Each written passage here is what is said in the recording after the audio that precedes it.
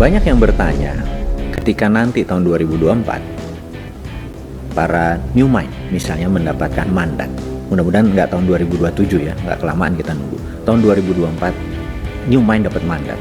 Sebenarnya apa sih yang mau dikerjain oleh para new mind itu untuk membuat perbedaan dengan apa yang old mind lakukan? Nah, untuk itu kita harus tahu dulu apa itu old mind cara berpikirnya, apa itu new mind cara berpikirnya. Kita tahu bahwa salah satu yang membedakan new mind dengan old mind adalah cara berekonomi. Kita tahu bernegara itu ada 7 hal, yaitu ipolek sosbud hankam, ideologi, politik, ekonomi, sosial, budaya, pertahanan, dan keamanan. Nah, di dalam new mind, cara bernegaranya itu sedikit berbeda, namun tujuannya sama. Kita pro Undang-Undang Dasar 45, kita pro NKRI garis lurus, kita pro kebinekaan, maksudnya Bhinneka Tunggal Ika, dan kita pro Pancasila. Itu kita tidak usah ubah. Sebelum kita masuk ke topiknya, ada hal yang menarik tentang Pancasila yang mungkin anak-anak atau sahabat generasi muda ingin bertanya, kenapa Pancasila itu dicemburui oleh banyak negara besar? Bukan negara saja, negara besar.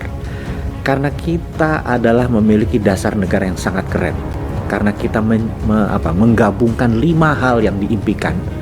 Dan ini bukan utopia, sesuatu yang dicita-citakan tapi tidak mungkin tercapai. Tapi ini benar-benar dasar negara yang dicemburui. Apa itu? Ketuhanan yang Maha Esa adalah belief in God. Dan itu adalah sila pertama. Sila kedua, kemanusiaan, itu artinya humanitarian. Ketiga, persatuan Indonesia, itu adalah bentuk nasionalisme. Keempat adalah musyawarah, itu adalah bentuk demokrasi. Dan terakhir adalah keadilan sosial bagi seluruh rakyat, artinya adalah social justice. Jadi 5 itu mencakup ideologi sebuah bangsa besar dan dirangkum dengan sangat sederhana. Karena itu new mind tidak akan merubah dasar, karena itu platform yang dicemburui banyak negara. Nah, kita memulai dengan sesuatu apa yang beda. Yang jelas konsep MMT, Modern Monetary Theory, yang pemerakarsanya adalah Michael Hudson. Dia punya Hudson Institute yang pada tahun 1971 dia adalah salah satu advisor dari Presiden Nixon.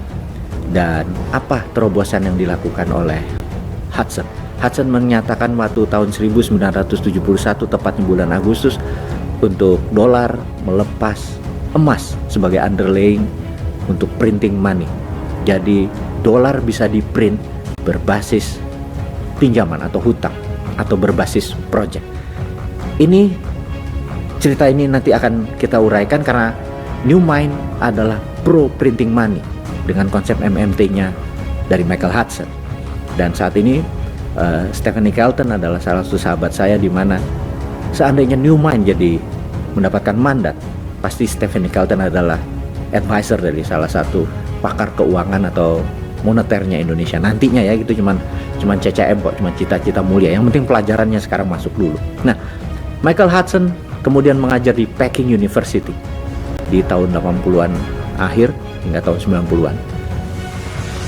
Dan kita tahu salah satu muridnya adalah Xi Jinping yang sekarang menjadi memimpin Partai Komunis Cina seumur hidup dan presiden dari Tiongkok.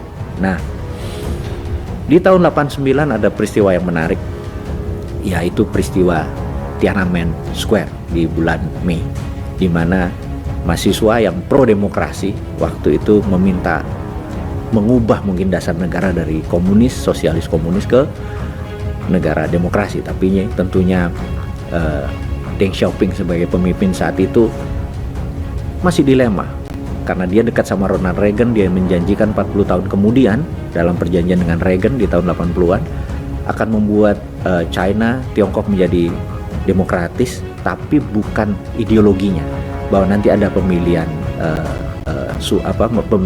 bukan presiden, pemilihan kepala daerah akan menggunakan pemilihan langsung, tidak menggunakan politbiro.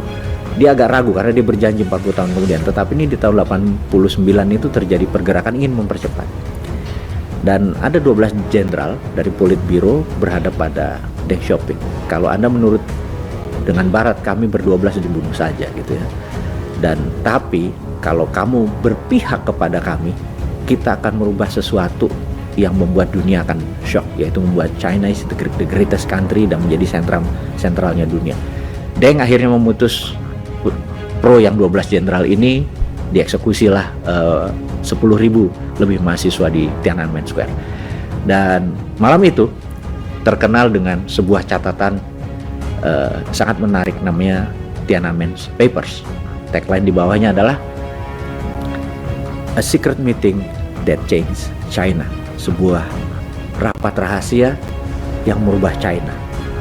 Sejak saat itu China mempunyai dua sistem currency, yuan untuk di luar negeri, di dalam negeri menggunakan renminbi. Kita skip dulu sebentar di situ untuk menerangkan kalau nanti New Mind mendapatkan amanah, mendapatkan mandat, strategi di dalam modern monetary theory yang dipakai oleh Amerika di tahun 71, dipakai di Tiongkok tahun 89, Indonesia akan pakai di 2024 nanti atau isi mereka-mereka yang sekolah ke tinggi sampai profesor sampai doktor mungkin di negeri barat, dan di mana seakan-akan ilmu MMT ini menganggap ilmu-ilmu konvensional itu sebagai false knowledge atau ilmu yang nggak terpakai. Nggak juga, nggak seperti begitu. Kita nggak menganggap Anda udah sekolah jauh-jauh ke Amerika mempelajari teori ekonomi terus MMT bilang itu false knowledge atau pengetahuan yang salah gitu ya. Karena buktinya sejak Indonesia merdeka, anggap tahun 71 deh kita mulai deh. Dolar waktu itu 1 rupiah cuma 200-an, sekarang udah 14.500, 15.000. Anda udah dikasih kesempatan 40-45 tahun mengelola ekonomi Indonesia, utang Indonesia naik, nilai rupiah tetap merendah. Terus masih mau kasih chance gitu dengan teori Anda. Jadi nih kaum muda nih men-challenge, ya wis lah, buat gantian. Coba deh 5 tahun pakai MMT gitu ya. Pakai apa yang China pakai, pakai yang Amerika pakai. Untuk itu, teman-teman, kita memerlukan sebuah ilustrasi untuk Anda memahami apa sih itu MMT gitu ya. Apa sih ekonomi yang nanti akan dipakai. Kita kasih contoh adalah kekinian. Kekinian tuh misalnya nih, Pak Jokowi lagi duduk ini di posisi presiden. Kemudian Pak Jokowi nanya ke Menteri PUPR, Pak Basuki. Pak Basuki, saya pengen 1 juta rumah tersedia dalam 2 tahun ke depan, supaya nanti pada saat kita lengser ke Prabon, lengser jadi raja ini, kita terhormat. Siap Pak Presiden, gitu kata Pak Basuki, Menteri PUPR. Maka dia bilang, saya perlu, ini angka dari langit ya, saya perlu 100 triliun Pak Presiden, gitu ya. Oh gitu ya, oke, panggil Ibu Menteri Keuangan. Ibu Menteri Keuangan, siapkan 100 triliun untuk Pak Basuki. Oh siap Pak Presiden. Ini kalau semuanya MMT ya tentunya ya. Siap. Ya kalau yang sekarang kan cari utangan. Ini enggak, nih ngapunten, ini bukan ngeledek ya, bukan, tapi ini berbeda. Tapi intinya adalah siap Pak Presiden. Lalu dia datang ke Dirjen Moneter.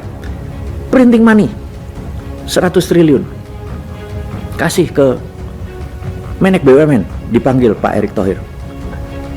Ini perusahaan-perusahaan BUMN, kamu mendapat pekerjaan untuk membuat 1 juta perumahan untuk Kementerian PUPR. Oke, ditransferlah 100 triliun itu dengan syarat semua barangnya tidak ada unsur impor. Kusennya, pakunya, besinya, semennya, atapnya, semua lokal. Nggak lama kemudian kayu-kayu di Jawa, pabrik semen di Sumatera, di Sulawesi, semua bergerak, tumbuh, muter, belanja sana kemari. Berdirilah bangunan-bangunan 1 juta unit rumah itu di mana-mana. Kemudian mereka mengangsur.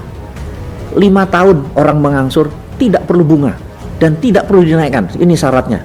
Kalau misalnya ongkosnya 100 triliun, ya 100 triliun dibagi 1 juta rumah, berapa itu? Ya udah, itu yang harus dibayar masyarakat.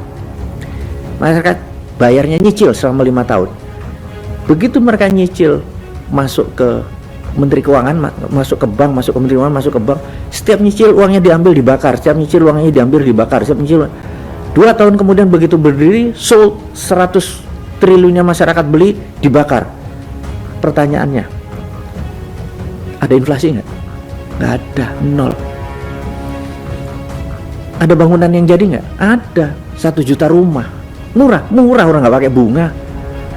Ekonomi tumbuh muter gitu. Terus lakukan, oke, udah punya 1 juta, mbok bikin 10 juta rumah, mbok bikin jalanan, bikin jembatan, bikin pelabuhan. Duitnya dari mana? Printing money. Begitu ini nanti balik, bayar, bakar gitu ya.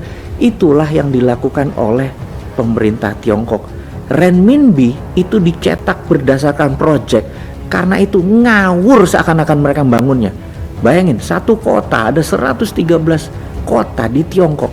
Itu punya gedung bangunan yang 32 lantai. Satu kota itu lebih dari 1000 tower, alias berapa juta populasi di sana.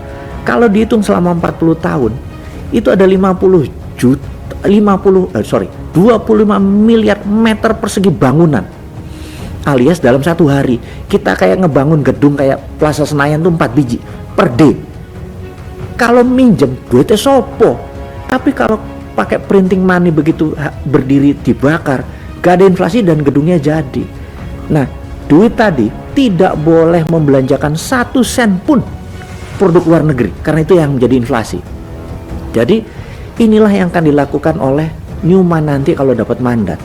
10 juta rumah jadi dalam 5 tahun, dan berapa ekonomi tumbuh, berapa rakyat bekerja, berapa produk yang akan disediakan. Lah ngono aja kok susah jadi presiden. Itu kalau Newman jadi mulai paham ya. Mudah-mudahan Anda semua terima konsep ini, dan bukan harus Bosman yang jadi presiden. Siapapun yang menerima konsep New Mind, yaitu MMT, Modern Monetary Theory ini, dipakai sebagai konsep ekonomi untuk membangun Indonesia, kasih dia kesempatan untuk mendapatkan mandat. Itu rasanya pelajaran hari ini. Terima kasih, salam sehat, sukses selalu.